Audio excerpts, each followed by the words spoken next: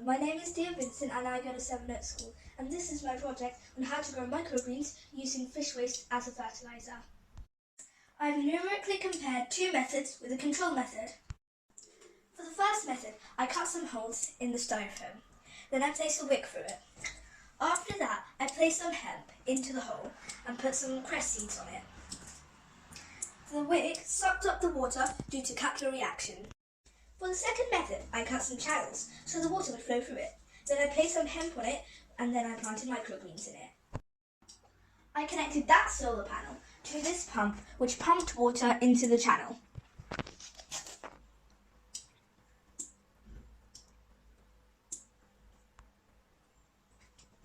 This is the control method and it shows what the microgreens would look like with non-fertilised water.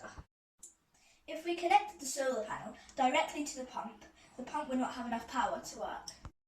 I made this little capacitor circuit so that the solar panel would charge the capacitor for a few seconds, then suddenly discharge into the pump.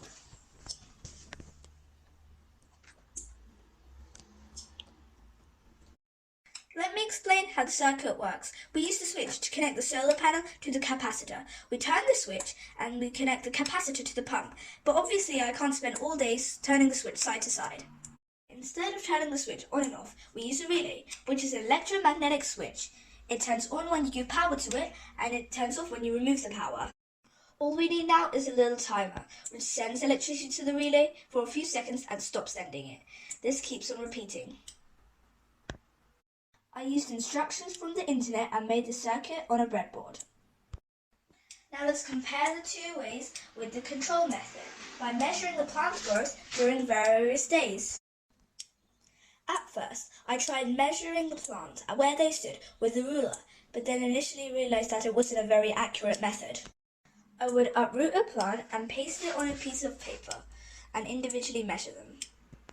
Instead of using a ruler, I used a vernier caliper because the smallest unit on a ruler is 1 millimeter and the smallest unit on a vernier caliper is 0.1 millimeter. Because different plants on the same day have a different size, I have to get many samples and work out the average. There is a problem in measuring the roots. I realised that bigger plants could have smaller roots and smaller plants could have bigger roots due to the way I plugged it. So I have to cut off the roots at the point of germination and remeasure them to minimise errors. These are my observations. This is the unfertilised water base, our control variable. This is our fish water wick. It sucks up the water using a wick. This is using fertilised water. This is our fish water stream. It uses a pump to pump the fertilised water into the stream. I've used 10 samples each day across the account of 4 days. Day 4, day 6, day 8 and day 10.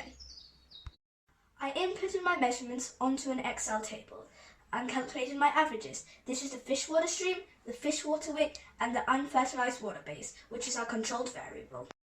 This is the comparison of all three methods. On the x-axis, it carries the number of days, and on the y-axis, it's the growth in millimetres. The red one is the unfertilised water base, the orange one is the fish water wick, and the green one is the fish water stream. It is clear that the fish water stream grew at a faster rate. In addition to measuring the size of the plant, I also measured the amount of fertiliser in the water. For this, I used a soil testing kit, which measured the nitrogen, phosphorus, potassium across many days. Using the pipette, I'm going to measure 3 millimetres and put it inside the test tube. Now I'm going to put 0.5 ml of nitrogen test solution into the test tube.